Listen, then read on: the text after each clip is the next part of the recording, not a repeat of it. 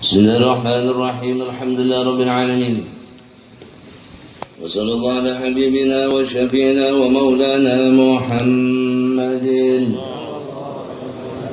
وعلى آله وصحبه أجمعين اللهم أكرمنا بنور الفهم واخرجنا من ظلمات الوهم افتح لنا باب رحمتك وانشر علينا حكمتك يا أرحم الراحمين سبحانك لا علم لنا إلا ما علمتنا إنك أنت العليم الحكيم قال مصنف رحمه الله تعالى ونفعنا بعلومه في دارين آمين. Sampai وعن علي رضي الله تعالى عنه قال نهى رسول الله صلى الله عليه وسلم عن المتعة يوم خيبر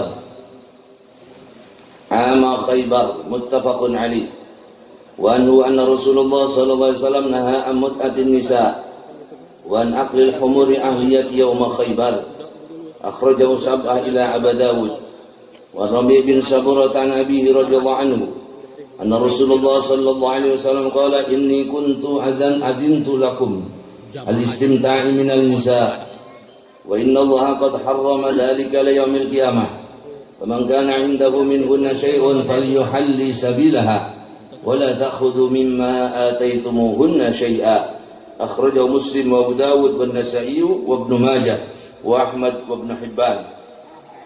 Hadis diriwayatkan dari Sayyidina Ali radhiyallahu taala anhu, qala, beliau mengatakan Rasul SAW melarang kami, melarang mut'ah ama Khaybar itu pada tahun perang Khaybar. Dan juga diriwayatkan dari Sayyidina Ali bahwa Nabi SAW melarang tentang mut'ah, kemudian melarang memakan daging keledai yang dipelihara pada waktu perang Khaybar. Dari riwayat Rabi' bin Sabur an Nabi radhiyallahu anhu anna Rasulullah SAW qala inni kuntu adzintu lakum al-istimta'a minan nisa. Sesungguhnya saya dulu mengizinkan kepada kalian untuk bersenang-senang atau mut'ah dengan perempuan. Sungguhnya Allah Subhanahu wa taala mengharamkan hal tersebut sampai hari kiamat. Barang siapa yang melakukan hal tersebut maka hendaknya menghalalkannya dan tidak mengambil sedikit pun dari upah yang diberikan kepada pasangannya. Nah, hadirin rahimakumullah, hadis-hadis ini berkaitan dengan nikah mut'ah. Nikah mut'ah atau bahasa kitanya adalah kawin kontrak. Kawin yang dibatasi oleh waktu. Akad nikah itu syaratnya tidak boleh dibatasi oleh waktu. Berapapun waktunya, ketika di dalam akad nikah disebutkan, maka itu membatalkan akad nikah. Contoh misalnya, saya terima nikah pada fulanah binti fulanah selama 1000 tahun, batal nikahnya, tidak sah. Nah, nikah mut'ah itu nikah yang ketika akad nikah disebutkan batasan waktunya. Saya terima nikah fulanah binti fulan selama 1 bulan, kawin kontrak, hukumnya haram, hukumnya zina. Dulu sebelum terjadi, ulama berbeda pendapat berapa kali sih terjadi penghalalan tentang nikah mut'ah ini. Dulu memang diperbolehkan karena banyaknya sahabat berangkat ke medan perang yang jauh, berbulan-bulan di perjalanan, berhari-hari meninggalkan istrinya, sehingga kemudian begitu sampai di tempat-tempat tersebut diperbolehkan mereka nikah selama berada di tempat tersebut, sampai kemudian diharamkan oleh Nabi, ya. Ada yang mengatakan 4 kali pengharaman. Tadinya boleh, kemudian haram. Dibolehkan lagi, kemudian diharamkan. Diharamkan pada tahun Khaybar. Terjadinya perang Khaybar. Kemudian Nabi membolehkan lagi setelah perang Khaybar. Kemudian mengharamkan lagi ketika Hajatul Wada. Beberapa ulama mengatakan mut'ah itu diharamkan cuma 2 kali. Yang pertama dibolehkan, kemudian diharamkan ketika terjadi perang Khaybar. Dan sampai hari kiamat, maka tidak boleh yang namanya nikah mut'ah tersebut. Yang terjadi di puncak, di Sukabumi itu kawin kontrak, ya. Sebulan, 3 bulan tidak boleh. Nah, kalau di dalam akad nikah tidak disebutkan, baris kedua, saya terima nikah fulanah binti fulan, tapi tidak disebutkan batas waktunya, akad nikahnya kalimatnya biasa, Seperti akad nikah umumnya, apakah itu dikatakan kawin kontrak? Tidak. Itu nikah biasa. Yang disebut dengan mut'ah itu apabila batasan waktunya disebutkan, itu tidak boleh. Walaupun misalnya di belakang itu dia ngakalin, saya mau nikah cuma sebulan saja. Saya terima nikah bulan itu dengan mas kawin, sah nikahnya. Tapi niatnya sebulan saja, sah. Zina enggak, kenapa? Karena terpenuhi syarat. Di dalam akad nikahnya tidak disebutkan batasan waktunya. Nah, cuman orang yang seperti itu ya tidak masuk neraka, cuman dimasukin ke drum, cemplungin ke neraka. Terbakar enggak, gosong iya. Kena apinya enggak, karena di dalam drum. Tapi gosong. Nah, ini suka ngakal-ngakalin hukum. Nikah ya nikahlah dengan tujuan yang baik, dengan tujuan yang benar. Ya, nah ini artinya apa? Hadis ini dengan hadis berikutnya itu berkaitan tentang maqasidun nikah, dengan tujuan orang itu menikah. Wali bin Mas'ud radhiyallahu anhu, ya, bahwa kita ini ketika menikah hendaknya kita punya niat yang baik, niat yang benar, ya, niat yang diberikan pahala. Apa tujuan kita nikah? Satu, yang belum nikah ini. Kalau yang sudah nikah ya niat ulang. Tapi nikahnya jangan diulang, niatnya saja. Yang pertama niat ibadah. Ya, kenapa? Karena itu sunnah Nabi. Dan orang yang sudah menikah dilipat gandakan amal ibadahnya oleh Allah. Kenapa? Karena ibadahnya lebih khusyuk, lebih fokus, lebih terarah. Beda dengan bujangan, ibadahnya masih acak-acakan. Satu. Yang kedua, tujuannya apa? Untuk menjaga diri dari api neraka. Terutama yang berkaitan dengan syahwat. Nabi ditanya, ya Rasulullah, apa yang paling banyak membuat orang itu masuk neraka? Kata Nabi, mulutnya dan kemaluannya. Maka ketika seorang mukmin itu menikah, seorang laki-laki itu menikah, atau seorang mukmin itu menikah, maka secara otomatis dia melindungi sebagian dirinya dari api neraka. Yang berkaitan dengan syahwatnya sudah terlindungi sehingga menjauhkan dirinya dari api neraka. Yang ketiga tujuannya nasl, dalam rangka memperbanyak keturunan, membentuk generasi-generasi yang baik. Ya, dulu ada seorang ulama itu gak mau nikah, Pak. Gak mau nikah bukan karena gak mampu, tapi karena sibuk dengan ibadah, tidak kepikiran nikah. Siang dia puasa, malam dia sholat. Belajar terus, beribadah terus, sampai dia lupa nikah. Diingatkan oleh teman-temannya untuk menikah, saya lupa. Gak ada waktu. Saya khawatir kalau saya menikah, nanti saya gak punya waktu untuk ngurusi istri saya, kan saya sibuk dengan beribadah. Boleh begitu? Boleh. Sampai satu malam dia bermimpi. Di dalam mimpinya terjadi hari kiamat. Ya. Semua orang dalam kesusahan yang luar biasa, dalam kesulitan yang luar biasa, ya, dalam kehausan yang luar biasa. Kalau semua air di dunia ini dikumpulkan, diminum oleh mereka, tidak akan hilang hausnya.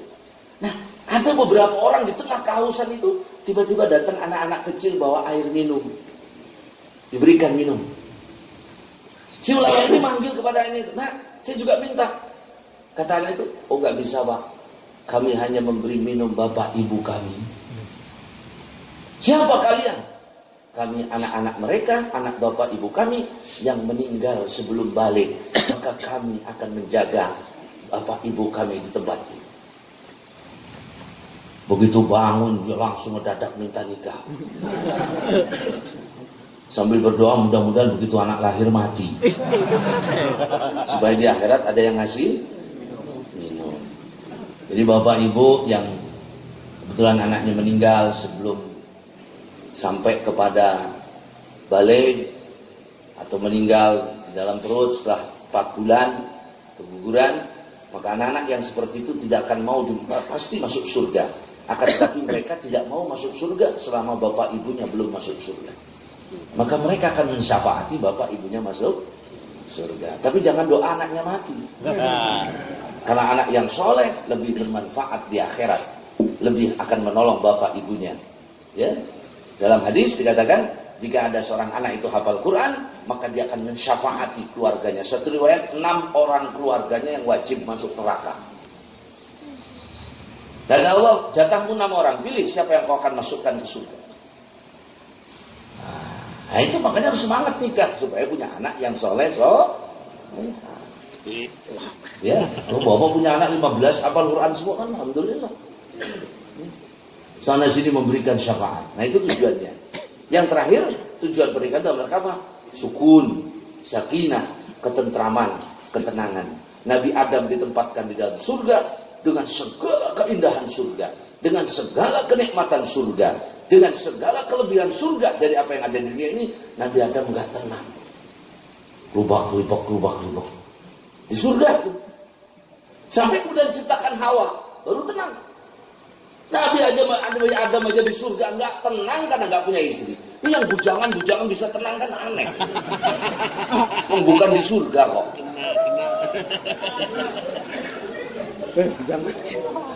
Nabi saja di surga nggak tenang. Nabi Adam nggak tenang di surga. Bujangan. Nah, jadi rahimakumullah. Nah, maka tujuannya sakinah, memberikan ketenangan. Kenapa? Karena kita ini lebih tentram, condong dengan pasangan masing-masing, dengan lawan jenis. Seorang wanita akan merasa tentram ketika ada suaminya, seorang suami juga akan tentram ketika ada istrinya. Makanya beda, Pak. Ya, ada laki-laki itu galak, hebat, luar biasa, tapi dipelototin istrinya ya merengket. Iya. Kenapa? Karena sukun, ketenangannya ada di situ. Ya. Seorang istri cerdas, pinter, S8, S9 sekalipun, punya ilmu apa saja, di depan suaminya dia akan merasa ada yang menjaga dan melindunginya sekalipun dia memiliki segala-galanya. Nah, inilah tujuan pernikahan. Maka tidak boleh melewati hal yang tersebut. Jangan hanya sekedar untuk bersenang-senang. At-taladzzuh diperbolehkan oleh agama. Kita menikmati hal-hal yang dibolehkan oleh agama. Ya. Wa Ibnu Mas'ud radhiyallahu anhu qala la'ana Rasulullah SAW al-muhallila wal muhallilalah. Hadis riwayat Ibnu Mas'ud, Nabi SAW bersabda, beliau mengatakan Rasulullah SAW melaknat muhallil. Muhallil itu siapa? Muhallil itu orang yang menghalalkan. Muhallilah dan orang yang dihalalkan. Muhallil dan muhallilah itu kaitannya dengan tolak. Tolak itu nanti ada babnya sendiri. Kan, tapi sebagai pembukaan saja, tolak itu di dalam Islam banyak bagiannya. Tolak itu dibagi tiga. Satu, ada tolak sunni. Apa yang tolak sunni itu? Ketika mencerai istrinya dalam keadaan suci dan sudah digauli misalnya. Dalam keadaan suci, tidak setelah digauli. Ada tolak bid'i. Tolak bid'i itu mencerai istrinya dalam keadaan haid atau mencerai istrinya setelah digauli. Kenapa disebut tolak bid'i? Tidak sesuai dengan aturan agama. Kenapa? Ketika seorang wanita dicerai dalam keadaan haid, maka akan memperpanjang masa iddahnya, masa tunggunya. Dan itu menyakiti perempuan. Yang ketiga, ada tolak bukan sunni, bukan bid'i. Jadi yang namanya sunnah sama bid'ah ini urusannya nggak cuma di luar, sampai ke tolak-tolak juga ada. Nah, yang ketiga ini bukan sunnah, bukan bid'ah. Yang mana? Ketika seorang laki-laki mencerai istrinya dalam keadaan hamil. Kenapa? Karena tidak berpengaruh. Atau seorang laki-laki mencerai istrinya yang belum digauli. Kenapa? Tidak berpengaruh. Atau seorang laki-laki mencerai istrinya khulu dengan menggunakan iwad, uang pengganti atau nilai pengganti. Ya.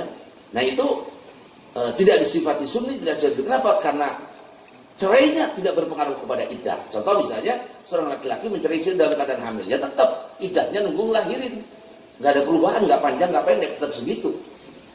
Ya, nah makanya tidak disebut dengan sunni, tidak disebut dengan bid'i. Tolak juga dibagi menjadi tiga lagi. Satu ada tolak raj'i. Tolak raj'i itu ini yang paling penting ini bagian tiga ini. Yang pertama disebut dengan tolak raj'i. Tolak raj'i itu apabila seorang laki-laki mencerai istrinya. Tolak satu atau tolak dua. Talak satu atau talak disebut dengan raj'i. Kenapa disebut dengan raj'i? Sebab suami bisa merujuk kembali istrinya selama istrinya berada di dalam masa iddah tanpa dengan akad baru. Saya ulangi. Sebab suami boleh merujuk istrinya kembali selama istri masa iddah tanpa akad baru. Contoh misalnya, seorang laki-laki mengatakan kepada istrinya, saya cerai kau, talak satu. Baru seminggu, kita balikan lagi aja. Sudah, suami istri lagi. Nggak perlu lain-lain, nggak perlu lain-lain. Saya talak, kau talak 2. Sebulan kemudian, mah kita balikan aja lagi. Udah, selesai. Suami istri lagi. Walaupun istrinya nggak mau, terserah. Sebab hak suami. Dan ketika seorang wanita itu ditolak, dicerai 1, talak 1 atau talak 2, yang disebut dengan talak raj'i, maka dia berhak mendapat 1 tempat tinggal, yang kedua makan dan minum selama masa iddah, yang tidak wajib bagi suami membelikan bedak, sabun, itu nggak wajib. Jadi banyak orang mencerai istrinya, pelan aja ditinggalin.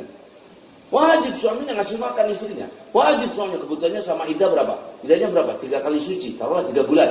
Oh berarti siapkan kebutuhan makannya selama 3 bulan. Siapkan tempat tinggalnya. Wajib itu, wajib. Ya. Dan tolak itu bisa disusulkan ketika masa iddah. Contoh misalnya, seorang laki-laki ngomong kepada istrinya, kamu saya talak 1. Seminggu kemudian saya tambahin 1 lagi. Lo yang 1 aja belum beres mas, tambahin. Seminggu lagi saya tambahin lagi 1, 3 jatuh. Bukan tadi udah dicerai. Dalam masa iddah, seorang wanita itu hukumnya separuh istri. Hanya suami tidak boleh menggaulinya sampai merujuk. Maka ketika suami mati dan istri ditolak 1, dia jadi ahli waris. Udah mau seminggu sebelum mati dia mencerai istrinya, mati plek, talak 1. Istrinya berapa warisan? Berapa? Ya, jelas itu tolak. Itu tolak. Yang kedua tolak bain. Tolak bain ini dibagi 2, 2. Yang pertama tolak bain sughra. Bainunah sughra. Bainunah sughra itu cuma 2. 1, apabila seorang suami mencerai istrinya dengan pengganti. Contoh, kalau kamu bayarin utang saya sama si fulan sebesar 10 juta, kamu saya cerai. Statusnya bain. Harus ada iwan, harus ada penggantinya. Kalau kamu beliin saya motor, kamu saya cerai, talak 1. Jatuh. Talaknya 1 apa 2 bain tuh?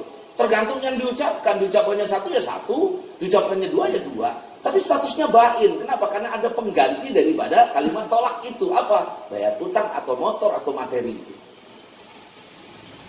Jelas. Yang kedua, bain sughra itu adalah apabila seorang laki-laki mencerai istrinya yang belum digauli. Jam 9 akad nikah, jam 11 pepegatan.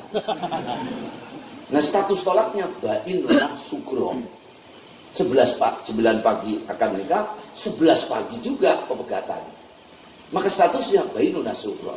Apa hukumnya bainunah sughra? Tidak bisa dirujuk kecuali dengan akad baru dan mas kawin baru. Kewajiban suami kepada istrinya yang ditolak bainunah sughra hanya wajib memberikan tempat tinggal saja, kecuali kalau istrinya hamil. Jelas? Paham?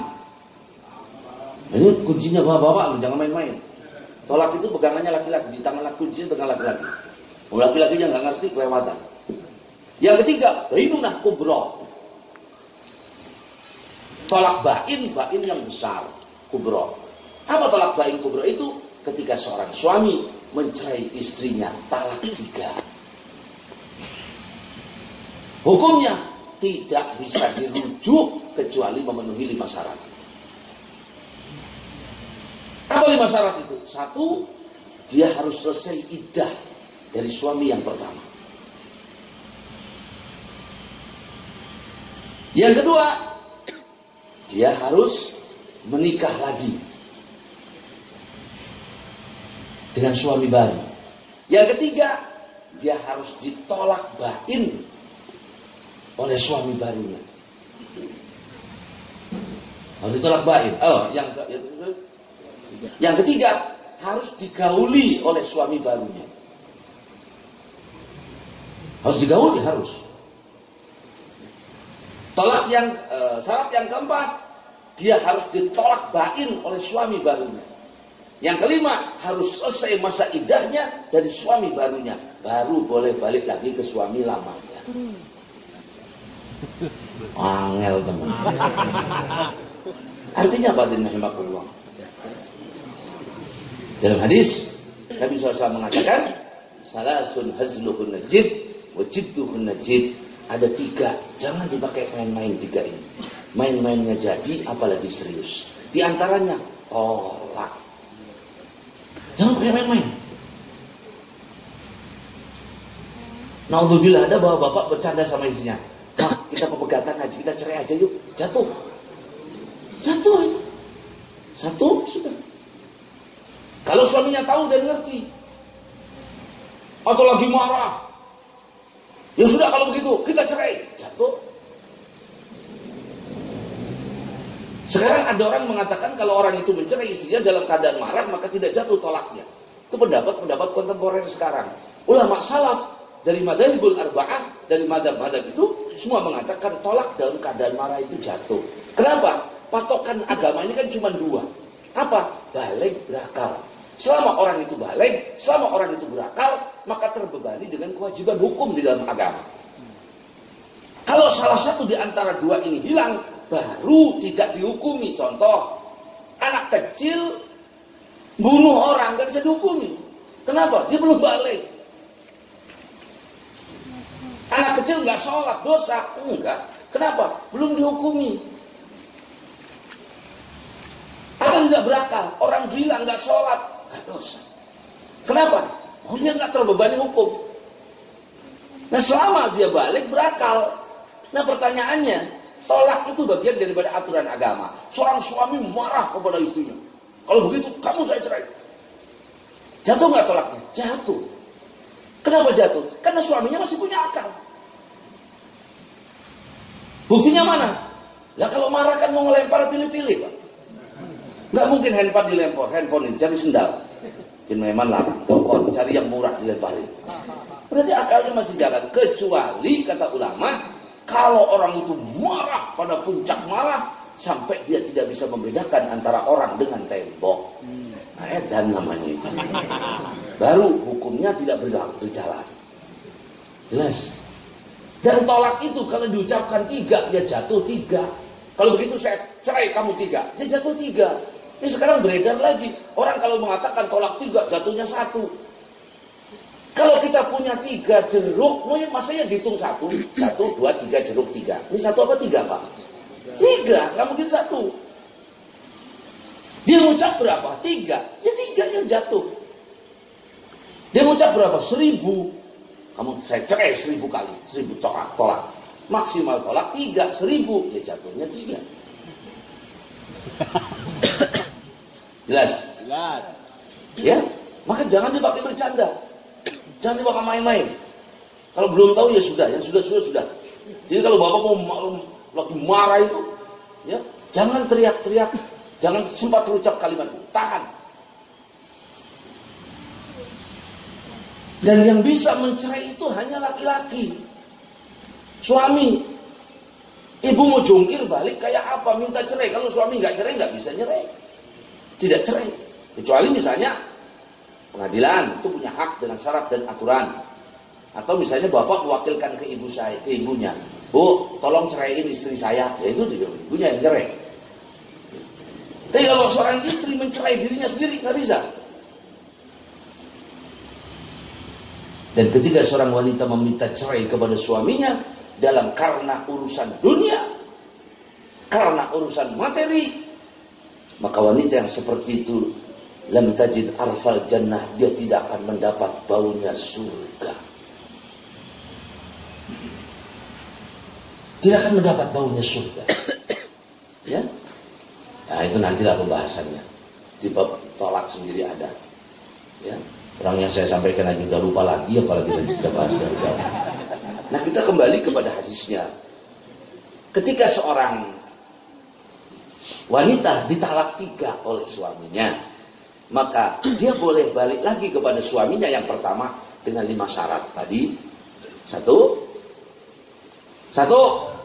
selesai masa iddah. 2, menikah dengan suami baru. 3, digauli suami barunya. 4, ditolak bain oleh suami yang baru. Yang ke-5,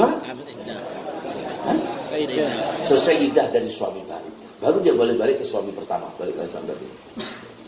Nah, bagaimana kalau suami nyesel? Ada suami ngomong sama istri, kamu saya talak 3. Sebulan kemudian mikir, ya Allah enak amat. Kok dilihat-lihat istri saya ini tambah cantik mantan saya. Nah, saya mau balikan lagi. Talak 3. Mentok. Harus ada penyelang. Penyelang ini namanya muhalil. Muhalil. Panggillah si A, kamu nikah sama istri saya. Mantan istri saya itu ya, supaya dia bisa halal balik lagi ke saya. Jangan lama-lama, semalam saja. Habis itu besoknya kamu cerai, dia talak 3 lagi. Awas gue ya, Ajel, awas gue ya. Ajel melenceng sih. Ada terusan ya. Betah. Itu namanya muhalil. Orang yang memerintah tadi namanya muhalilah. Nah pertanyaannya, kita kembali kepada hadis. La'ana Rasulullah SAW. Nabi melaknat orang yang menjadi muhalil dan orang yang memerintahkan kepada muhalil. Tanggapan hadis ini ulama berbeda pendapat. Mazhab Maliki dan mazhab Hambali mengatakan nikahnya tidak sah, batal. Kenapa? Wong dilaknat oleh Nabi, berarti itu dosa besar. Mazhab Syafi'i, Imam Syafi'i mengatakan begini, muhalil itu yang haram apabila disebutkan di dalam akad nikah. Saya nikahkan Anda pada Fulanah binti Fulan. Begitu kata pengantinnya, kata laki-lakinya, saya terima nikah Fulanah binti Fulan. Dan setelah semalam saya balikan kepada suaminya yang dulu dengan mana. Itu yang nggak boleh, itu yang haram, itu yang dilaknat. Kenapa? Karena disebutkan di dalam akad. Kata Imam Syafi'i, tidak disebutkan dalam akad, bagaimana? Ini kesepakatannya di luar akad. Harus ya, tak modali. Suami. Gad. Ya. Tapi di akad nikah tidak disebutkan. Saya terima nikah Fulan bin Fulan. Hukumnya bagaimana? Kata Imam Syafi'i, makruh. Nikahnya sah. Ya. Tahu aja. Nah itu hadis, karena ada saya mengatakan lebih kencang lagi kata Nabi. Tahu tidak kalian tentang kambing sewaan? Kambing sewaan yang mana ya? Tes musta'ar. Itu yang disewa-sewakan untuk menghalalkan istri. Disebut oleh Nabi kambing sewaan. Ayo kesimpulannya begitu saja. Jadi dalam mazhab Syafi'i mengatakan makruh. Selama tidak disebutkan dalam akad. Sebutkan dalam akad, batal. Nah ini hadirin rahimakumullah. Tapi ini harus hati-hati. Sebab banyak yang kebablasan, Pak. Akhirnya nggak dicerai sama muhalilnya ini. Begitu nih gali jepas, jadi akhirnya nggak dicerai lagi. Wa Nabi Hurairah qala Rasulullah sallallahu alaihi wasallam la yankihu zanil majludu illa mislahu. Rawi Ahmad. Hadis Abu Hurairah, Nabi SAW bersabda, jangan menikahi tukang zina. Artinya apa? Orang itu kalau menikah pilih-pilih. Jangan nikahi wanita yang berzina atau laki-laki yang berzina. Hadis ini melarang bukan berarti haram, enggak. Wanita yang berzina, dia boleh menikah, boleh. Menikah dengan yang menzinahinya, boleh. Yang tidak menzinahinya, boleh. Boleh-boleh saja. Sah nikahnya, sah. Oh dia lagi hamil kok. Ada seorang wanita, mohon maaf, hamil dari zina. Kemudian dicarikanlah yang bertanggung jawab. Dinikahkan, sah nikahnya, sah. Kan dia hamil, betul. Tapi hamil yang ada dalam kandungannya tidak dihukumi oleh Islam. Tidak dianggap ada. Kenapa? Karena lahir dari yang haram. Maka tidak dianggap itu ada oleh Islam. Hanya saja ulama menganjurkan jangan digauli supaya tidak tercampur antara air yang halal, sperma yang halal dengan sperma yang halal. Jadi boleh. Hadis ini bagaimana? Ini anjuran Nabi. Cari istri yang baik, yang salehah. Cari suami yang saleh. Salah satunya, ya jangan kalau dia sudah berzina kita nikah. Ada orang mengatakan kalau perempuan lagi zina itu nggak boleh dinikahkan sebelum melahirkan. Boleh, jangan. Hanya makruh digauli.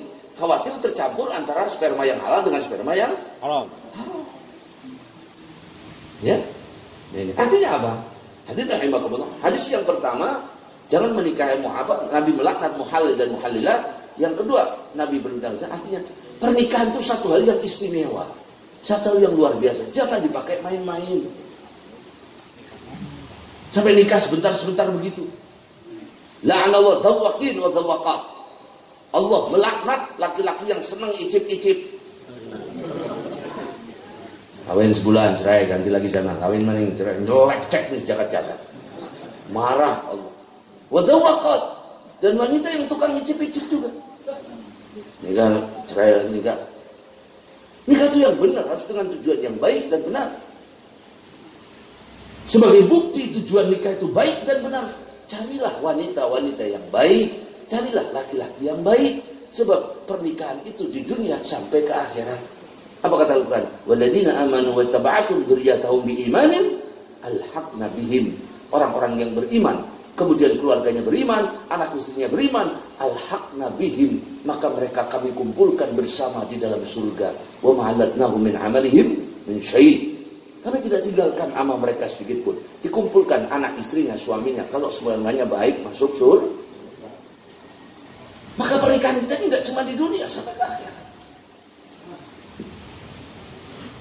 Ya sekarang begini, kalau ada laki-laki, ada perempuan punya suami mati, nikah lagi sama suami baru, itu kalau masuk surga sama suami yang mana?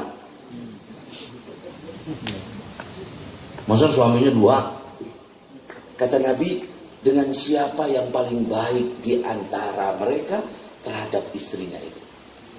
Mana yang paling baik akhlaknya? Suami pertama apa suami kedua? Paling sayang terhadap dia, suami pertama apa suami kedua? Oh yang kedua, maka yang kedua yang bersama masuk surga. Itu kalau dua-duanya masuk surga. Dan pasti Pak, sama tidak beda agama. Orang Islam itu pasti masuk surga, hanya nomor urut saja. Man qala la ilaha illallah dakhala jannah. Mungkin istrinya masuk surga duluan, suaminya ya nyangkut dulu, transit neraka. Sekian tahun baru balik ke surga. Kata istrinya, kemana aja Pak, orang udah sampai kemana-mana baru datang. Atau mungkin suaminya masuk surga duluan, istrinya nyangkut di neraka. Pada ujungnya ketika mereka semua punya la ilaha illallah di hatinya, punya keimanan, walau misqala dzarratin, walau sekecil biji dzarrah sekalipun, alhaqna bihim, kami kumpulkan mereka di dalam surga. Maka bukan main-main. Maka Nabi mendoakan rahimallahu, mudah-mudahan Allah merahmati. Siapa ya Rasulullah? Seorang laki-laki yang ketika bangun di malam hari, dia bangunkan istrinya juga untuk sholat. Bapak tiap malam tahajud, jangan biarkan istri tidur, bangunin mah tahajud witir. Ini sekalinya bangunin istri niatnya lain.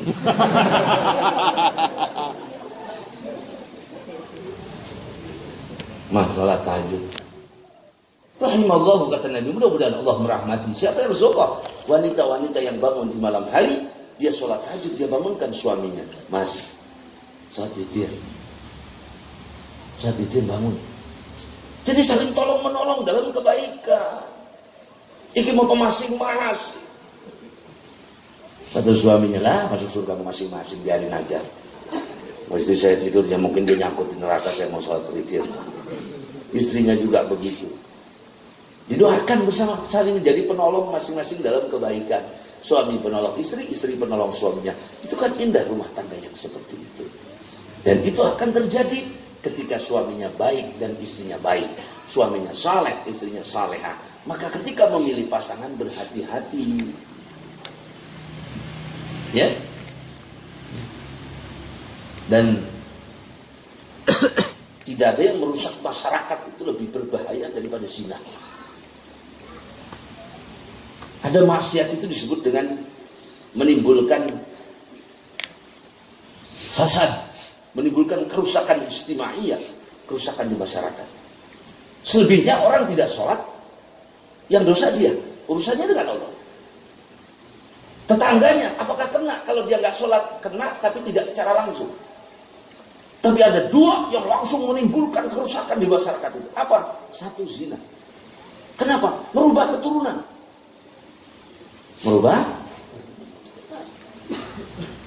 Merusak keturunan. Yang kedua, riba. Itu jarimah ijtimaiyah, dosa bermasyarakat. Kenapa? Karena mengacau balaukan masyarakat. Yang kaya makin kaya, yang miskin makin.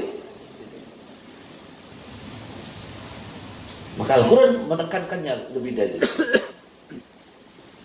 Jelas. Wa Aisyah radhiyallahu anha qalat talaqa rajulun imra'atahu thalathan. Ada kejadiannya zaman Nabi.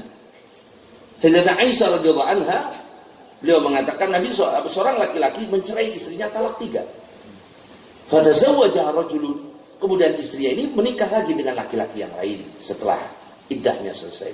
Summa talaqaha, kemudian dicerai oleh suami barunya ini qabla ayadkhula biha, sebelum digauli. Fa'arada zawjuhal awal ayatazawwajaha. Suaminya yang pertama ingin balik lagi kepada istrinya. Sudah terpenuhi syarat, ditolak 3. Sudah nikah lagi, ditolak oleh suami barunya, boleh dong balik lagi. Cuman satu, kurangnya apa? Suami barunya ini belum menggauli istrinya ini. Dan dia datang kepada Nabi dan bertanya, Fasuila Rasulullah SAW andalik, ditanyakan kepada Nabi tentang hal tersebut. Qala, la, kata Nabi, tidak boleh dia balik lagi ke istrinya yang dulu. Suami pertama tidak boleh kembali kepada istrinya yang dulu. Hatta yadhuqal akharu min usailatiha ma dzaqal awwal, sampai suami yang kedua ini mencicipi sebagaimana yang dicicipi suami yang pertama. Harus ada dukhul, hubungan suami istri. Ya. Muttafaqun alaih wa lafzi Muslim, hadis riwayat Bukhari dan Muslim, dan lafadznya lafaz Muslim. Walhasil hadirin rahimakumullah, jangan gampang mengucapkan kalimat tersebut. Al-Quran itu supaya kita ini tidak gampang mencerai, diberikan 3 ikatan sekaligus. Nikah itu ketika bapak menikahi, kita menikahi seorang wanita, itu talinya 3 sekaligus. 1, wa ja'ala bainakum mawaddah, rasa senang. Rasa senang itu kan perasaan hati di mana kita tidak ingin menyakiti orang yang kita senangi tersebut. Senang ini bisa hilang, dengan berjalannya tahun, ribut segala macam, senangnya hilang. Senebing ngedeleng rapi misalnya, istri yang lihat suaminya seneb begitu misalnya. 1, hilang, mawaddah. Yang kedua dijadikan apa? Sukun, rahmah. Yang kedua adalah rahmah. Boleh jadi rasa cinta itu sudah hilang. Istri yang tadinya cantik berubah jadi berkurang dengan masa waktu. Ya. Yang tadinya cantik berubah menjadi jelek. Makanya kalau yang punya istri jelek tuh beruntung, Pak, nggak pernah jadi cantik sampai kiamat. Yang punya istri cantik ya berubah jadi jelek. Dia berkurang. Suami juga begitu, tadinya gagah jadi bongkok, keriput, rambutnya sudah berubah 2 warna. Banyakan diam di bawah pohon jambu jadi putih-putih. Jadi sudah hilang itu rasa cinta itu, nggak ada yang dilihat, sudah ada 1, masih ada tali 1, apa? Rahmah. Kasihan. Mungkin senangnya udah nggak ada, tapi kasihannya masih ada. Kasihan dia ibu anak-anak saya. Dia menemani saya sekian tahun. Masih ada tali yang kedua. Ya. Karena kakek-kakek itu Masya Allah, udah tua, nangis. Di rumah sakit itu, nongkrong di luar kamar rumah sakit. Lamun, lagi ngapain? Nungguin istri. Padahal istrinya nenek-nenek. Yang buat dia setia itu apa? Yang buat dia nungguin istrinya di rumah sakit itu apa? Ada kasihan tadi, kasih sayang. Ya sama, ibu-ibu suaminya sakit stroke, diurusin. Apa yang buat si istri tidak bertahan? Ada rahmah tadi. Ini pun bisa hilang karena keributan, karena hal dan sebagainya. Allah masih berikan ikatan yang ketiga apa? Amanah. Istri itu amanah bagi suami. Ketika seorang bapak mengatakan, saya nikahkan engkau pada anak saya fulana binti fulana, berarti itu bapak, mertua kita menitipkan anak perempuannya kepada kita untuk dibawa ke surga. Amanah. Maka ketika orang itu mencerai istrinya, 3 tali Allah diputus, jeder. Maka Nabi mengatakan abghadul halal illallah at-talaq. Sesuatu yang diperbolehkan tapi Allah benci tentang hal tersebut adalah tolak. Kenapa? Dia gunting 3 tali walaupun itu hak suami, jangan gampang.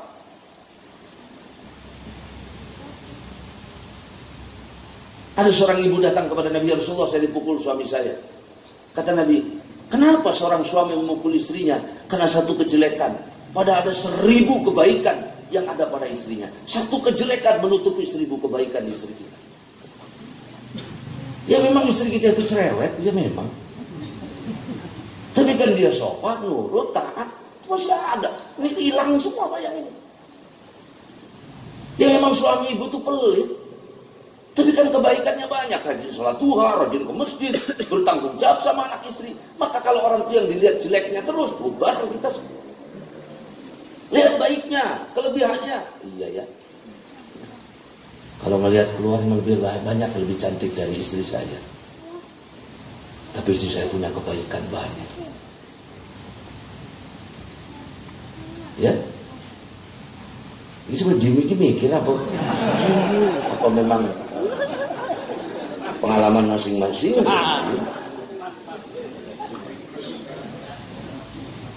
Kebaikannya banyak. Ya Allah, itu ibu-ibu itu sudah bapak harus bersyukur itu. Istri bapak mau sama bapak itu syukur. Ya, jangan banyak tikahnya lah. Yang jadi perempuan juga harusnya bersyukur. Suaminya itu berjuang siang malam belain istrinya kok. Ya, mana ada yang suami kerja banting tulang belain orang lain? Nggak ada, belain anak istrinya. Itu memperjuangkan. Harus ibu bersyukur. Jangan terus cari kekurangannya. Kalau kurangan semua orang punya. Ya. Suami istri itu orangnya bertanggung jawab. Ya baik, soalnya rajin ibadah. Tapi tukang lurak lirik ya biasa. Itu kekurangannya. Tinggal ibu kasih kacamata kuda biar lurus.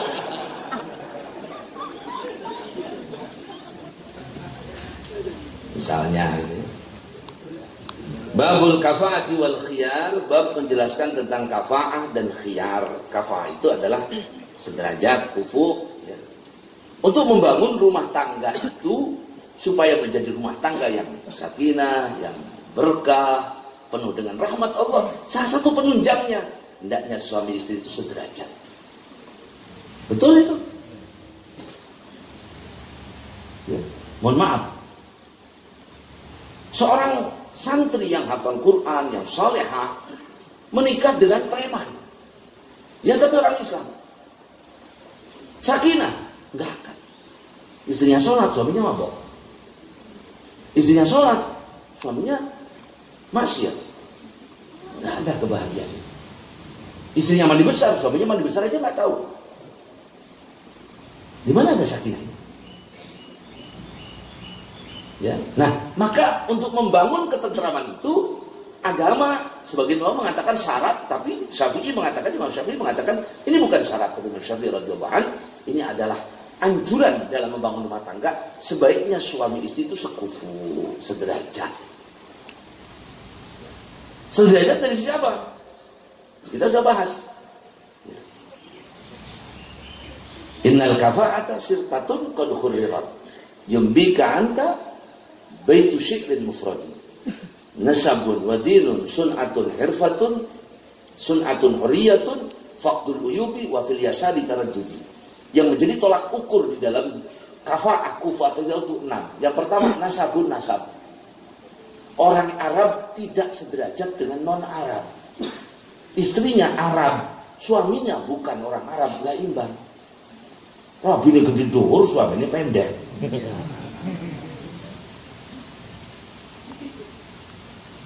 Nggak imbang. Tapi perempuannya mau. Saya bilang itu bukan syarat nikah, tapi ikhtiar dalam membangun supaya rumah tangga itu nasab.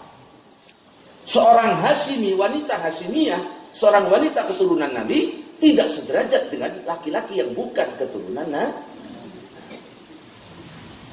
Walaupun dia Arab, tapi bukan keturunan Nabi, tidak sederajat. Kenapa? Karena nasabnya beda. Orang itu jadi mulia kalau bernasab ke 3 orang. Satu bernasab ke Nabi, yang kedua bernasab ke wali, yang ketiga bernasab ke ulama. Udah. Ini anak keturunan siapa? Nabi. Ini anak hebat. Ini anak keturunan siapa? Ulama. Kakeknya ulama, bapaknya ulama, mulia. Ini anak keturunan siapa? Keturunan orang soleh, mulia. Tapi selain dari 3 itu, kata Imam Ghazali, enggak bisa. Bapak keturunan siapa? Darah biru saya. Yang pink aja darahnya nggak ribut kok.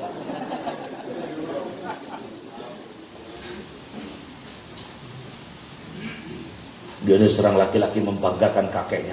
Kakek saya, 14 orang disebut semua. Orang hebat semua. Darah biru. Terdengar sama Nabi. Siapa tadi yang ngomong? Kakeknya itu orang hebat semua. Saya, ya Rasulullah, kakekmu dan kakekmu yang 14 itu semuanya masuk neraka. Diam orang itu. Ini orang kafir semua kok. Dibanggain apa dibanggainnya? Nasabun. Yang kedua dinun. Gak bisa. Kalau beda agama jelas gak mungkin. Wanita muslimah menikah dengan non muslim. Gak boleh. Gak sah. Zina. Yang dimaksud agama itu apa? Seorang wanita yang solehah tidak kufu dengan laki-laki yang tidak soleh. Seorang wanita santri, ya minimal dengan laki-lakinya santri. Kalau enggak, ya dekat dengan santri, senang sama dunia santri. Wanitanya hafal Quran, yang suaminya paling tidak ya bisa baca Quran, rada imbang, rada.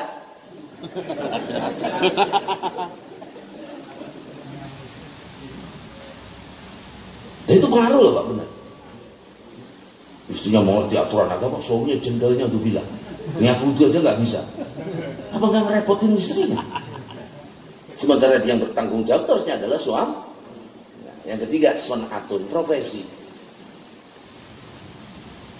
Anak pengusaha besar, konglomerat, tentu tidak sederajat dengan anak tukang sapu. Kenapa? Profesinya beda.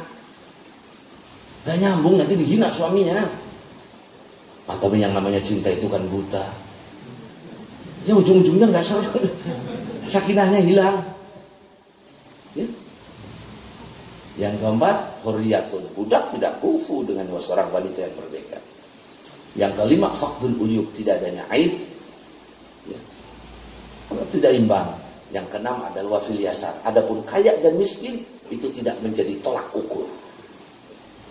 Ulama berbeda pendapat. Apakah seorang wanita yang kaya raya berhak menikah bahwa sekufu dengan laki-laki yang miskin? Kata ulama, sekufu saja kalau itu. Jadi kalau profesi beda. Karena profesi itu berkaitan dengan kemuliaan. Ya, nah ini ada rahimakumullah. An Ibnu Umar qala Rasulullah SAW, al-arabu ba'duhum akfa'u ba'din. Orang Arab itu sebagian kufu dengan sebagian yang lain. Arab dengan Arab. Wal mawali ba'dhum akfa'u ba'din. Budak dengan budak sekufu satu sama lain. Illa haid kan, kecuali haid. Haid itu profesi ya. Apa itu haid? Apa? Tukang tenung. Dukun. Au hajaman, tukang hijamah. Tukang bekam itu kaitannya sama darah, bukan profesi yang hina, cuman kaitannya sama, dan orang kalau sering lihat darah takut hatinya keras. Ya maka termasuk yang berkaitan dengan itu Hajam, kemudian apa? Jagal, ya. Dabag itu tukang nyamak, bersihin kulit kena bau dan sebagainya ya. Nah, artinya apa? Nabi SAW mengatakan hal tersebut dalam rangka membangun keharmonisan di dalam rumah tangga. Mari kita cari yang punya anak perempuan, cari menantu laki yang pula pilih. Ya. Lihat 5 hal tadi. Kalau yang keenam kaya miskinnya gampang. Yang 5 hal tadi, 1, dia keturunan siapa. Ya. Kalau orang dulu sudah lihat bebet, bubut, bibit. Ya. Yang keempat babat nanti babat. Jelas? Dalam rangka udah ya. Wan Fatimah binti Qais radhiyallahu ta'ala anha an-Nabi sallallahu alaihi wasallam qala laha anqihi Usamah, rawahu Muslim. Fatimah binti Qais itu seorang wanita yang cantik. Cantik dan dia keturunan dari nasab yang tinggi. Artinya dia keturunan suku yang besar di Mekah. Saat dia diceraikan sama suaminya, datang kepada Nabi, ya Rasulullah, suami saya menceraikan saya. Abu Jahal datang melamar saya. Terus Usamah juga melamar saya. Kata Nabi, jangan Abu Jahal. Abu Jahal itu tongkatnya di kepalanya. Pelit orangnya, maksudnya begitu. Jangan juga, siapa namanya? Abu Sufyan. Nikahilah dengan Usamah. Fatimah binti Qais itu seorang wanita cantik jelita, kaya raya, keturunan suku besar, suku terhormat. Usamah ini siapa? Putranya Zaid bin Harithah. Zaid bin Harithah itu dulu budaknya Nabi, yang kemudian dimerdekakan oleh Nabi dan punya anak bernama Usamah bin Zaid. Nabi ditanya, ya Rasulullah, siapa orang yang paling kau senangi? Usamah. Yang lain ya Rasulullah, bapaknya Usamah. Usamah itu senang sekali Nabi sama Usamah. Sebagaimana Nabi mencintai Zaid bin Harithah, ya, itu sebenarnya beliau itu bukan seorang budak, tapi anak dari kepala suku yang kemudian bepergian nyasar, Pak. Di tengah jalan dirampok, dijual di pasar. Dibeli oleh Sayyidatina Khadijah. Begitu nikah dihadiahkan kepada Nabi, itu Zaid menjadi budak Nabi. Kemudian dimerdekakan oleh Nabi. Satu saat keluarganya datang dari padang pasir, datang ke Mekah mencari Zaid. Begitu mendengar ada di situ, ya, kata keluarganya, ya Muhammad, Zaid ini bukan budak, dia anak kami, keluarga kami. Karena itu kami datang untuk menjemputnya. Apa kata Nabi kepada Zaid? Ya Zaid, ya, ini keluargamu datang menjemputmu. Engkau pilih. Pulang bersama keluargamu atau engkau tetap bersamaku di sini. Kata Zaid, ya Rasulullah, saya tidak akan membandingkan engkau dengan siapapun. Artinya saya lebih memilih engkau dari siapapun, ya Rasulullah, sekalipun dari bapak ibu saya. Akhirnya itu bapak ibunya pulang ke kampungnya, Zaid tetap bersama Nabi. Saking senangnya Nabi, kemudian Nabi mengatakan, Zaid ibni Arisuni, arisuhu wa yarisuni. Zaid itu anak saya. Dia mewarisi saya dan saya mewarisinya. Kemudian turun ayat yang Allah menegur Nabi agar anak angkat jangan dipanggil anak. Binnya itu jangan ke kita. Karena Nabi mengatakan Zaid bin Muhammad, Zaid ibni, Zaid itu anak saya. Tegur langsung oleh Allah. Panggil dengan namanya dan nama bapaknya. Kenapa? Karena orang Arab begitu Pak kebiasaannya. Anak angkat itu hukumnya sama dengan anak kandung. Dia dapat ahli waris kayak anak kandung. Padahal anak angkat bukan darah. Dia orang lain. Masih orang Arab masih nggak percaya itu. Sampai Nabi mengatakan Zaid itu bukan anak saya. Tidak lagi memanggil Zaid bin Muhammad tapi Zaid bin Harithah. Masih tidak percaya orang Arab. Sampai kemudian Zaid ini punya istri yang bernama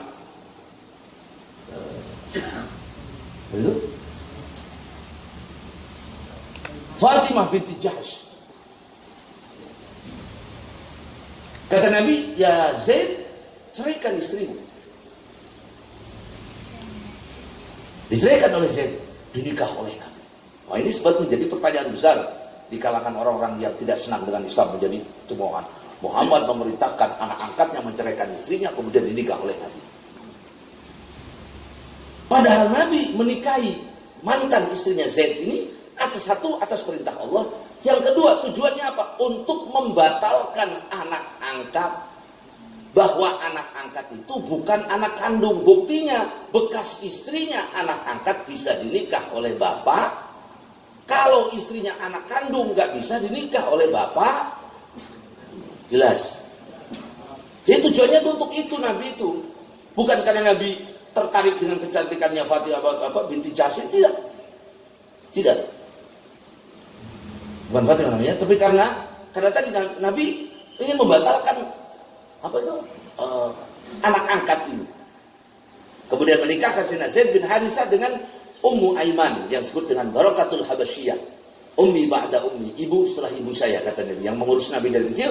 Dinikahkan, lahirlah seorang anak yang hebat luar biasa, Usamah bin Zaid. Usamah bin Zaid umur 15 tahun dipercaya oleh Nabi memimpin 100.000 tentara untuk berangkat menuju Romawi. Sayang betul tentara ini berangkat, Nabi meninggal. Sehingga balik lagi itu tentara. Itu sebenarnya. Nah, Fatimah binti Qais ini, saya tidak mau Abu Jahal, tidak mau Abu Sufyan. Kata Nabi, nikahlah dengan Usamah. Dia wanita mulia, Usamah. Padahal Usamah juga orang Arab asli. Hanya saya kalau melihat sejarah belakangnya kan bapaknya sempat menjadi budak Nabi. Nah itu boleh, buktinya boleh Nabi menyuruh. Artinya apa? Kafaah itu bukan syarat. Jika seorang wanita keturunan yang mulia kemudian menjatuhkan nasabnya atau menjatuhkan kedudukannya, misalnya ada seorang wanita kaya raya atau seorang wanita solehah berpendidikan mau menikah dengan preman, dia ridho, dia ikhlas, dia nikahnya sah nikahnya, tidak masalah. Satu anak konglomerat punya pabrik, yang satu anak tukang pemulung misalnya, sah nikahnya, sah, tidak apa-apa. Tapi saya kata-kata di kafah itu sudah mereka membangun bukan syarat. Ya. Nah itu adalah rahimahumullah. Ani berkata dalam Nabi SAW, ya bani bayadah angkihu abahin wa angkihu ilaih. Nah, bukan hajaman. Nabi pernah mengatakan kepada bani bayadah, nikahilah abahin. Abahin itu pekerjaannya hajaman, tukang bekam. Bekam dulu tuh kayak bekam sekarang. Bekam sekarang enak, bersih. Bekam dulu tuh disedot Pak, pakai tanduk. Maka mungkin dia menyedot darah itu banyak. Ada yang mungkin kesedot. Lalu disedot begitu. Baru kemudian disedot. Keluar darahnya itu disedot pakai tanduk gitu. Nah, kalau sekarang itu bersih, profesi terhormat. Kalau dulu disedot pakai mulut, sehingga kemudian darah itu keluar. Nah itu buktinya Nabi SAW mengatakan tidak apa-apa nikah dengan seorang tukang bekam, diperbolehkan. Itu. Wa Aisyah radhiyallahu anha qalat khayrat Bariratu ala zawjiha hina ataqa. Barirah Maula Sayyidah Aisyah, budak Sayyidah Aisyah, dibebaskan. Kemudian Nabi katakan kepada Barirah ini, ya Barirah, pilih. Barirah punya suami, Barirah budak perempuan. Suaminya namanya katanya Mughis. Mughis ini budak perempuan, budak laki-laki. Barirah merdeka, suaminya belum.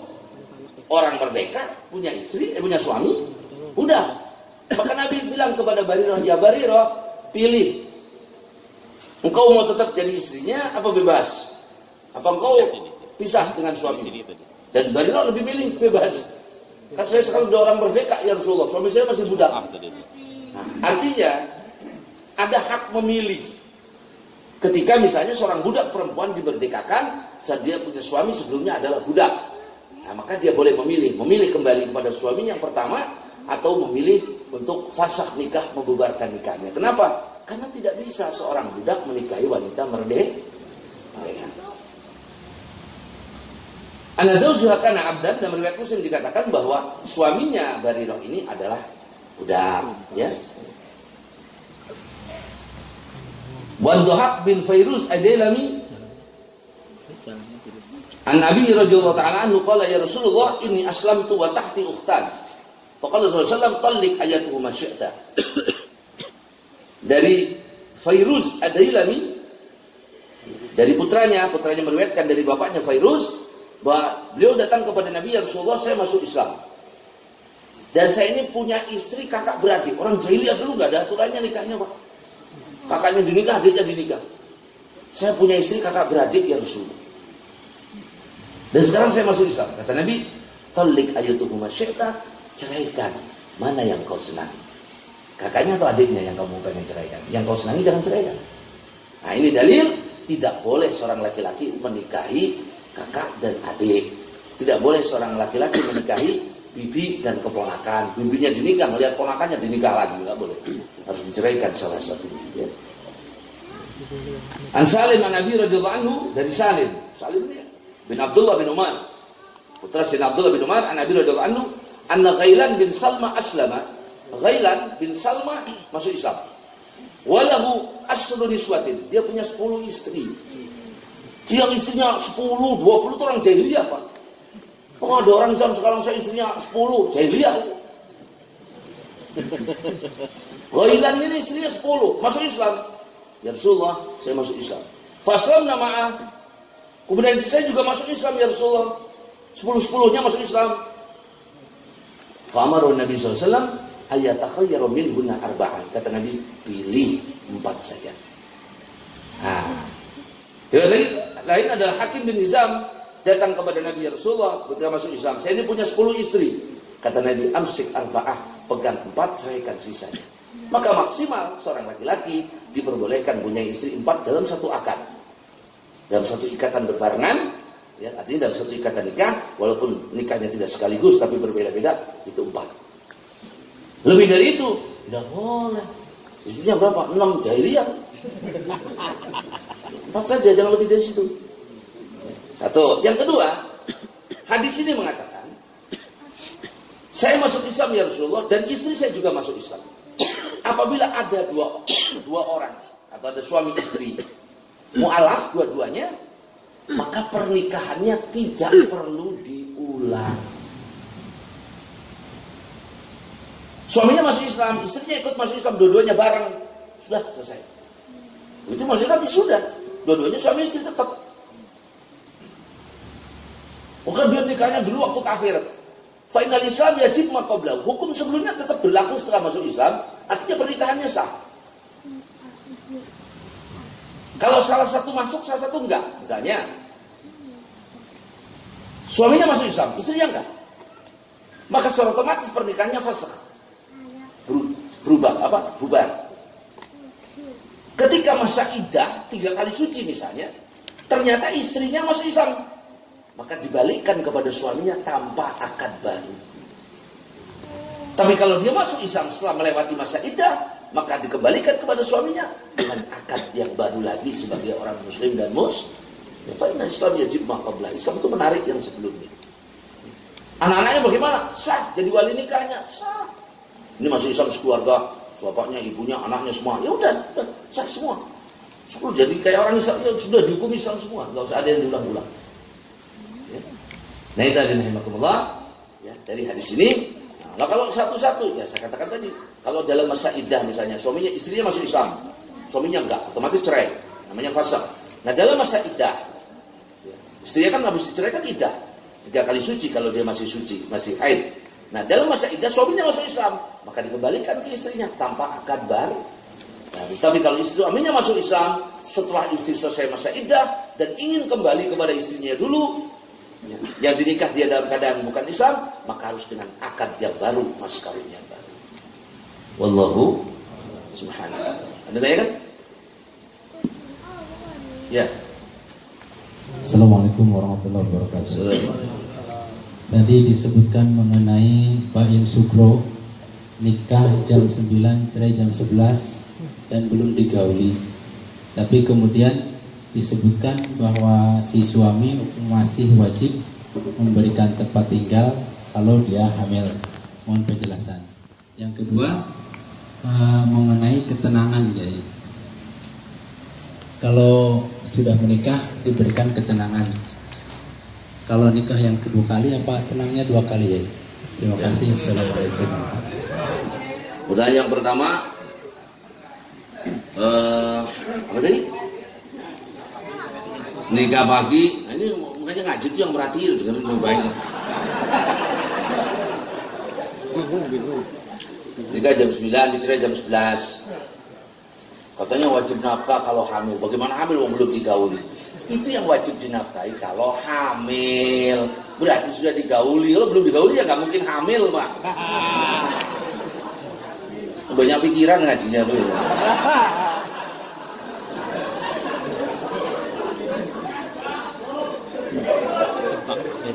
Berarti harus menikah berarti.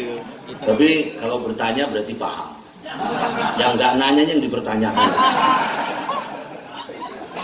Pertanyaan yang kedua, satu istri tenang. Apa satu, dua istri lebih ketenangan? Tergantung. Kalau itu tergantung istrinya. Ketenangan itu yang menciptakan kita, sukun. Ya, yang menciptakan adalah kita bagaimana membuat semuanya menjadi tentram dan tenang. Jangan dikira yang istrinya lebih dari satu lebih senang dari yang istrinya satu, belum tentu. Ya, belum tentu yang istrinya lebih dari satu lebih ruwet daripada yang istrinya satu. Ada yang istrinya satu juga kurus keringat. Maka as-sakinah, ketentraman itu kita yang membuat, kita yang mengatur, kita yang menciptakan. Dan itu lahir dari pemikiran yang baik, lahir dari husnudzon satu sama lain. Ya. Maka ketika seorang suami selalu berbaik sangka kepada istri dan istri berbaik sangka kepada suami, membuka pintu rahmat seluas-luasnya, maka disitulah akan timbul sakinah. Kalau istri pekerjaannya hanya menuntut kepada suami, suami menuntut kepada istri, walaupun itu dibenarkan oleh agama, ada kewajiban suami, ada kewajiban istri, tapi itu akan meruntuhkan sakinah. Tidak ada ketenangan. Ya, jadi tidak harus. Itu saya belum tenang nih istri satu, berarti saya kalau dua tenang. Tapi siapa tahu dua edan malah. Artinya niatnya niat yang baik. Ya kalau mau nikah ya niat yang baik, nikah satu, nikah dua, nikah tiga, nikah empat, niatnya yang baik. Ya, dan jadikan semuanya dengan nikah dengan niat yang baik itu akan menimbulkan ketenangan, itu akan menimbulkan ketenangan. Diniatkan yang baik. Berarti boleh dua tiga, boleh, dibolehkan oleh Al-Quran. Ya, ibu-ibu jangan mengatakan nggak boleh itu. Itu ada hadisnya kok, ada Qurannya. Bahwa seorang laki-laki itu boleh menikah 4. Quran itu. Jangan mengingkari itu. Mengingkari itu berarti mengingkari Quran, bisa murtad. Kalau ibu nggak mau, nggak senang, nggak apa-apa. Tapi jangan mengingkari hukumnya. Pokoknya saya percaya bahwa seorang laki-laki itu boleh punya istri lebih dari satu. Saya juga percaya itu aturan Islam. Saya juga percaya itu Quran. Yang penting itu bukan suami saya. Ya itu benar, ibu.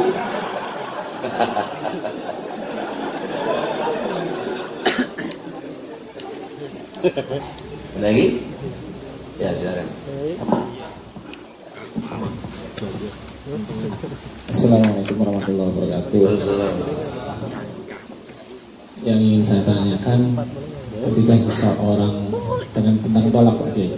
Yang ingin saya tanyakan ketika seseorang niat atau azam untuk menjatuhkan talak kepada istrinya, tetapi dengan syarat, yaitu manakala seorang istri meninggalkan kewajiban sebagai seorang Islam, misalkan dia meninggalkan sholat, maka dia berazam jatuh talak satu, misalkan.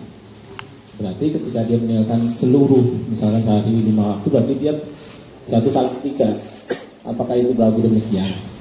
Kemudian yang kedua, bagaimana cara misalkan hal seperti itu, apakah berlaku kafaroh terhadap jatuhnya talak?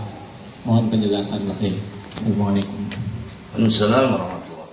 Bapak azam apa diucapkan? Misalkan ada orang niat. Kalau niat enggak? Oh, kalau diucapkan? Kalau diucapkan ya. Oh gitu. Jadi misalnya satu kali engkau meninggalkan sholat, jatuh talak saya 1. Ya sudah.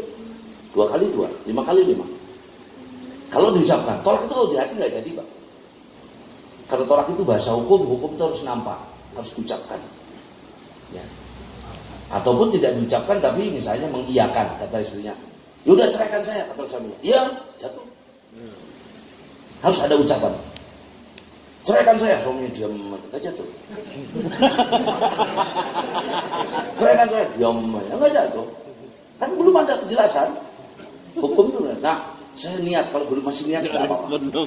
Masih niat nggak terjadi apa-apa. Jadi kalau bapak ngucap, pokoknya sekali kamu nggak sholat, jatuh talak saya 1. Jatuh. 2 kali, 2. Maka jangan suka menggantungkan talak dengan sesuatu, khawatir kita lupa. Khawatir kita lupa. Pokoknya kamu kalau SMS-an dengan mantan kamu yang dulu itu, jatuh talak saya 1. Jangan main-main, takut lupa. Taizil jatuh talak, dulu jatuh talak. Saya katakan talak itu bukan hal yang buat digantung-gantung. Ya, ada. Yang kedua, ini baksonya udah muter loh, Bang. Apakah talak itu ada kafaratnya? Oh, enggak ada. Talak ya. Sekalipun bapak cerai, seorang suami mentalak istrinya talak 2, cerai. Suaminya kawin lagi, istrinya kawin lagi, suaminya kawin lagi. Cerai lagi, balikan lagi. Itu yang 2 itu nggak bisa dihapus, balik lagi 2. Tetap golnya poin 2 itu sudah ada. Jatuhin sekali lagi 3. Jadi nggak bisa dihapus talak. Kalau sudah sampai 3 baru balik ke 0. Nah, 3 kan rujuknya susah. Pak, gimana mau balik ke 0 ini? Ada lagi? Ya. Assalamualaikum.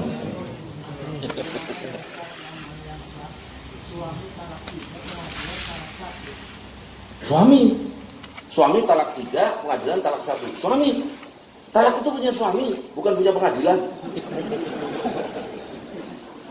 Pengadilan jatuhnya talak 1, kata suaminya, enggak, saya 3. Suami.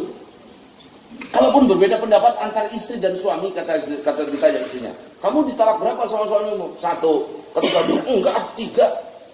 Suami yang dipegang. Ya, karena dia punya suami, hak suami. Ada ini? Ya.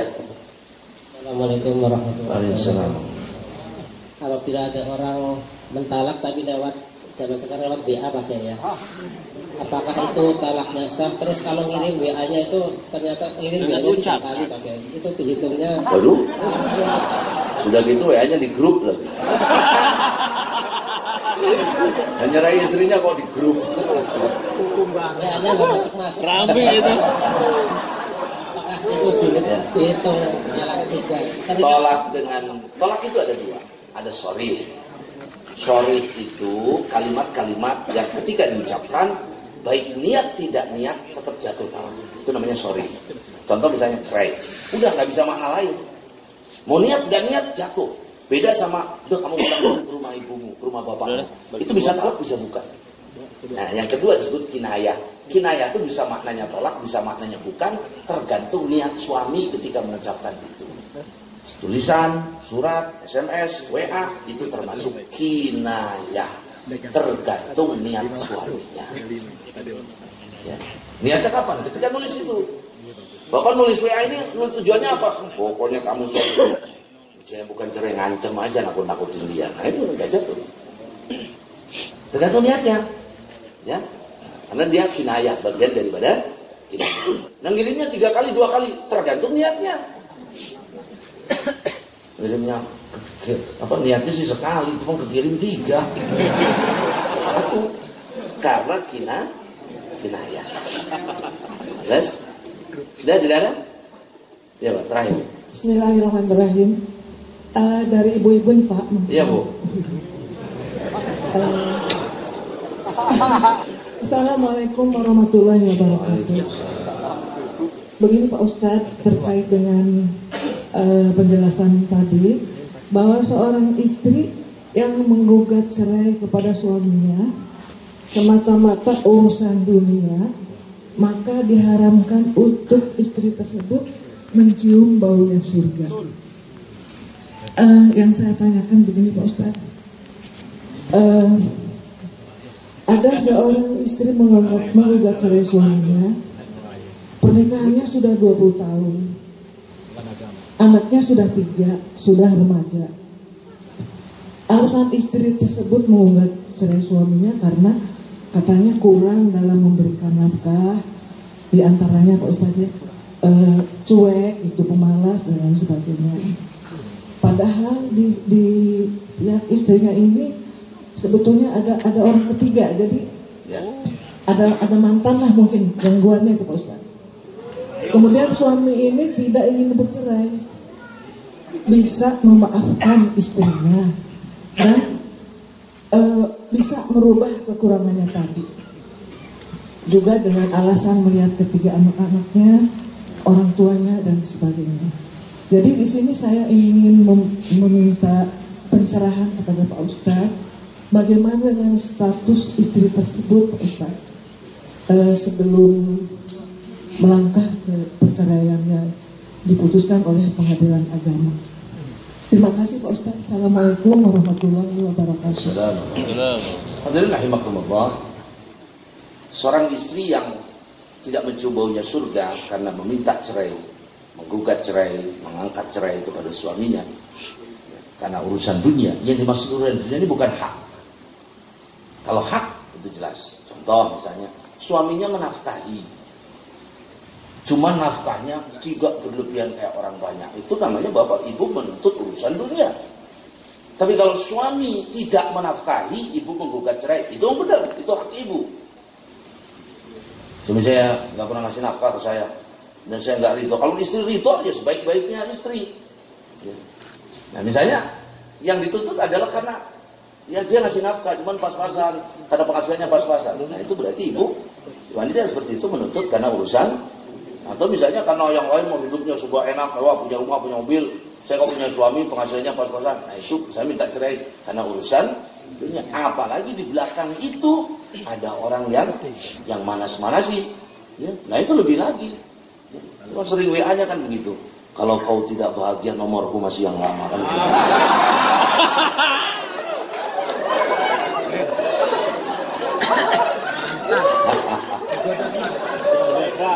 Itu tulisan di truk.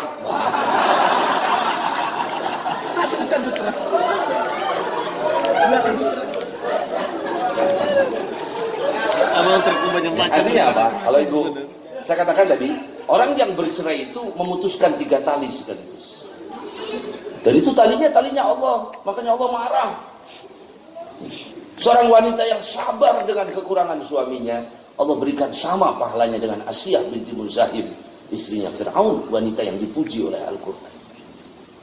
Seorang laki-laki yang sabar dengan kekurangan istrinya, Allah berikan pahala sama dengan pahala Nabiullah Ayub yang sabar terhadap istri. Itu saja. Apa yang akan bisa menjadi lebih baik?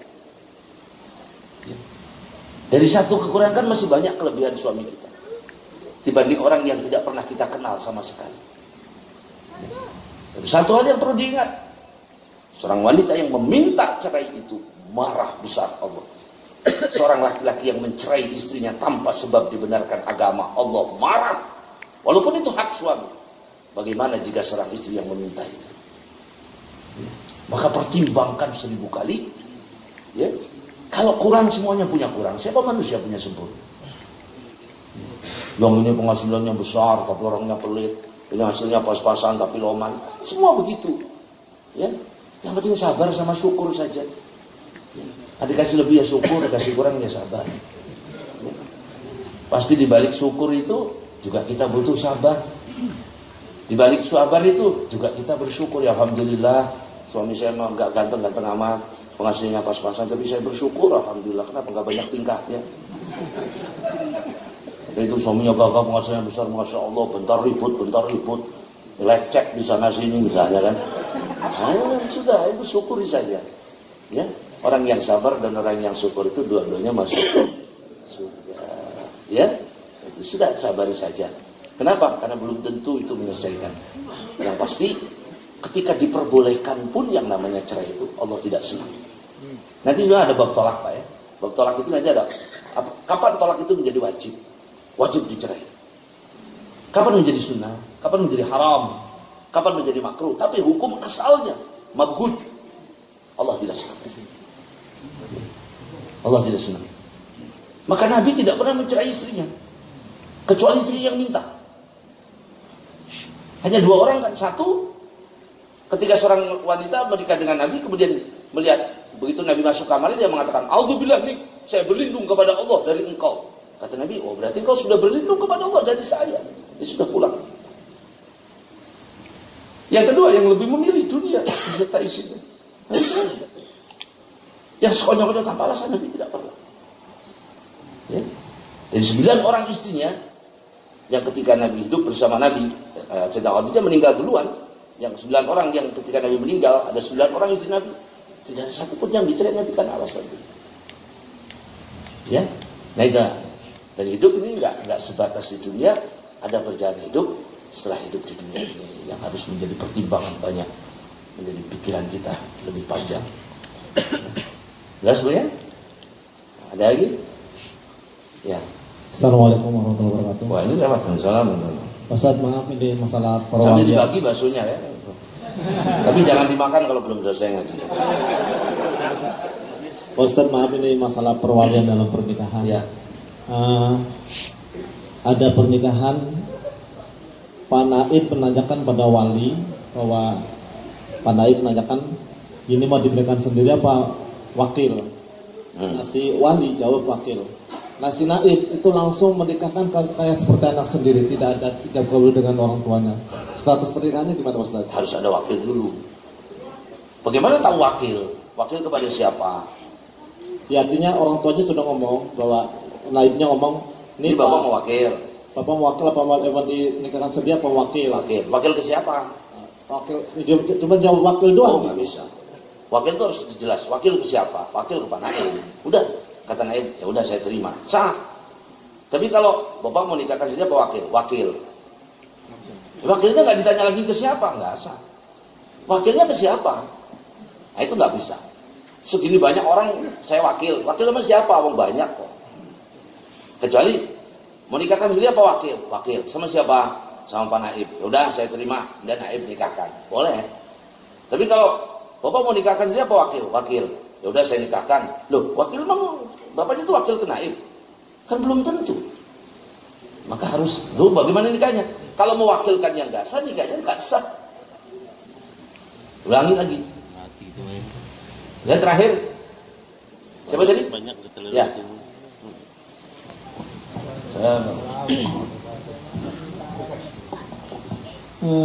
Bagaimana permintaan orang tua yang menyuruh anaknya menceraikan suami atau istrinya? Bagaimana perintah seorang orang tua ketika memerintahkan anaknya untuk menceraikan istrinya? Tanya, menceraikan istrinya, bukan menceraikan suaminya kan? Nggak bisa menceraikan suami. Pertanyaan ini pernah terjadi kepada Sayyidina Abdullah bin Umar ibn al-Khattab. Abdullah bin Umar ibn al-Khattab putranya Sayyidina Umar. Satu saat dipanggil oleh Sayyidina Umar. Kata Sayyidina Umar, ya Abdullah, ceraikan istri. Padahal ini istri yang paling disenangi sama Abdullah bin Umar. Loh, kan punya berapa istri? Ini istri yang paling cantik, paling disenangi. Tapi bapak saya nyuruh nyeraikan. Kalau enggak saya ceraikan, durhaka sama bapak saya. Kalau saya ceraikan, eman-aman. Kalau bahasa kita. Akhirnya apa? Sayyidina Abdullah datang kepada Nabi. Ya Rasulullah, ayah saya memerintahkan saya untuk menceraikan istri saya. Apa jawab Nabi? Ati Umar, taati bapakmu Umar. Taati bapakmu Umar. Nah, kemudian diteliti oleh para ulama. Ternyata Sayyidina Umar memerintahkan putranya untuk menceraikan istrinya karena istrinya kadang-kadang ninggalin sholat. Kesimpulannya, jika orang tua memerintahkan anaknya untuk menceraikan istrinya karena alasan agama, anak wajib taat. Ceraikan istrimu karena nggak mau menutup aurat istrimu itu. Istrimu taat. Tapi kalau alasannya bukan alasan agama, maka ketika anak tidak taat, tidak durhaka sama orang tua. Kata ibunya, nak, ceraikan istrimu ya. Kenapa bu? Senep ibu melihat istrimu. Senep apa yang dia sholat kok, dia ibadah. Ya pokoknya nggak suka aja ibu mah, nggak suka kenapa? Ya nggak suka. Nah itu nggak bisa. Ketika suami nggak taat pun tidak durhaka. Tapi kalau alasannya agama, karena karena istrimu tidak sholat, karena istrimu tidak menutup aurat, nah itu ya anak wajib. Nah, jelas? Mudah-mudahan Allah menjadikan keluarga kita barokah, sakinah, keturunan kita saleh dan salehah, menyenangkan kita di dunia dan di akhirat. Fatihah. Ya dan hadiah sayyidina sallallahu alaihi wasallam. Subhanakallahumma bihamdika asyhadu an la ilaha illa anta astaghfiruka wa atubu ilaik. Subhana rabbika rabbil izzati amma yasifun.